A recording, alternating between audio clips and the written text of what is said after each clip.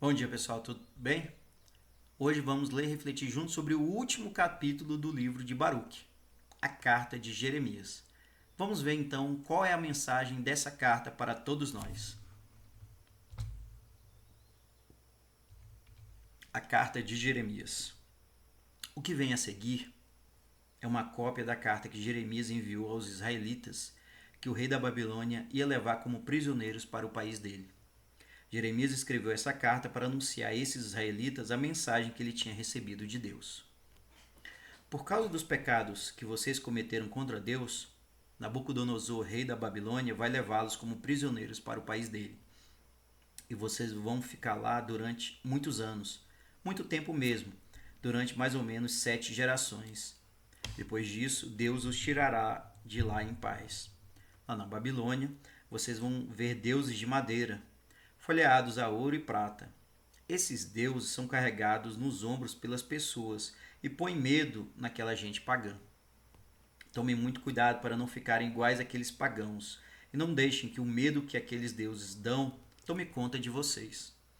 Quando virem uma multidão em volta deles, adorando-os, digam dentro do seu coração: Senhor, devemos adorar somente a Ti, pois o anjo de Deus estará com vocês e os protegerá. Aqueles deuses são folheados a ouro e prata e têm línguas feitas por artesãos, mas eles não são deuses de verdade e não podem falar. Essa gente pega ouro e com ele faz coroas que colocam nas cabeças dos seus deuses, como se estes fossem moças que gostam muito de se enfeitar.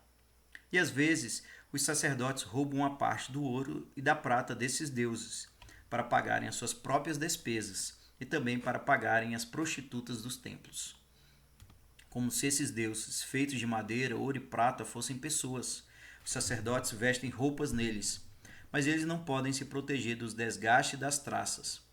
Mesmo quando estão vestidas com roupas feitas de púrpura, essas imagens ficam cobertas pela poeira do templo, e alguém precisa tirar o pó das suas caras. Um dos ídolos está com um cetro na mão, como se fosse o governador de uma província, mas não tem poder para condenar à morte alguém que o tenha ofendido.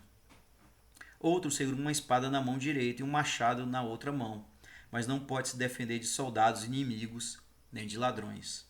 Tudo isso prova que os ídolos não são deuses de verdade, portanto, não tenham medo deles. Esses deuses, colocados lá nos seus templos, são como pratos quebrados, não prestam para nada. Os seus olhos ficam cobertos pela poeira que é levantada pelos pés dos que entram no templo. Os sacerdotes protegem o templo com portas pesadas, fechaduras e trancas para que os ladrões não consigam entrar a fim de roubar. Os deuses ficam trancados como se fosse um homem que está preso, condenado à morte por ter ofendido o rei. Os sacerdotes acendem mais lamparinas para os deuses do que para si mesmos, mas esses deuses não podem ver nenhuma delas. São parecidos com uma viga do templo que está comida por cupins. Quando os cupins começaram a destruí-lo junto com as suas roupas, eles nem percebem.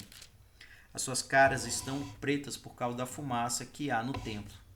Morcegos, andorinhas e outros pássaros ficam empoleirados neles e até nas suas cabeças. E além disso, os gatos às vezes pulam em cima deles. Assim, vocês podem ter a certeza de que eles não são deuses de verdade. Portanto, não tenham medo deles. Esses deuses foram folheados a ouro para ficarem bonitos, mas se alguém não os limpar, eles não brilham. E quando o metal derretido estava sendo derramado nas formas para fazê-los, eles não sentiram nada. Custam muito caro, mas não são capazes de respirar. Não têm pés e por isso precisam ser carregados nos ombros das pessoas, mostrando assim a todos que não valem nada. E os que os adoram ficam envergonhados quando um deles cai no chão e precisa ser levantado. Mesmo depois de levantado, ele sozinho não é capaz de sair do seu lugar. E se estiver inclinado, não consegue se endireitar. As pessoas apresentam ofertas a esses deuses, como fazem para os mortos. Os sacerdotes vendem a carne dos sacrifícios que são oferecidos a esses deuses e gastam dinheiro ganho com isso. As esposas dos sacerdotes salgam parte da carne, mas não a repartem com os pobres e necessitados. E as mulheres que deram à luz há pouco tempo e as que estão menstruadas tocam nos sacrifícios. Assim, vocês podem ter a certeza de que os ídolos não são deuses de verdade. Portanto, não tenham medo deles. Como é possível chamá-los de deuses quando mulheres apresentam ofertas a esses deuses feitos de prata, ouro e madeira. Nos seus templos, os sacerdotes se assentam com a túnica rasgada, a cabeça e a barba raspadas e sem nada para cobrir a cabeça. Choram e gritam em frente dos seus deuses como se faz uma festa em honra a alguém que morreu. Os sacerdotes tiram as roupas dos seus deuses e dão às suas esposas e aos seus filhos. Esses deuses não podem nem pagar o bem, nem se vingar do mal que alguém lhes tenha feito. Não podem pôr um rei no trono para governar um povo, nem podem tirá-lo dali. Não podem dar riqueza nem dinheiro a ninguém. Se alguém lhes faz uma promessa e depois não a cumpre, eles não cobram. Não podem salvar ninguém da morte, nem livrar os fracos das mãos dos poderosos. Não podem dar vista aos cegos, nem socorrer os necessitados. Não têm pena das viúvas, nem cuidam dos órfãos. Esses deuses de madeira, folheados a ouro e prata, são como pedras arrancadas de uma montanha, e aqueles que os adoram passarão vergonha. Como é possível então pensar que eles são deuses? Como é possível chamá-los de deuses? Os próprios babilônios desonram seus deuses, pois quando vem alguém que não pode falar por ser mudo, eles o levam ao deus Bel e pedem que ele o faça falar, como se esse deus pudesse ouvir o pedido deles. Essa gente é tão tola que, mesmo depois de pensar nisso, não é capaz de abandonar os seus deuses. As mulheres com um cordão amarrado na cintura ficam sentadas nas ruas, queimando farinha de trigo como se fosse incenso.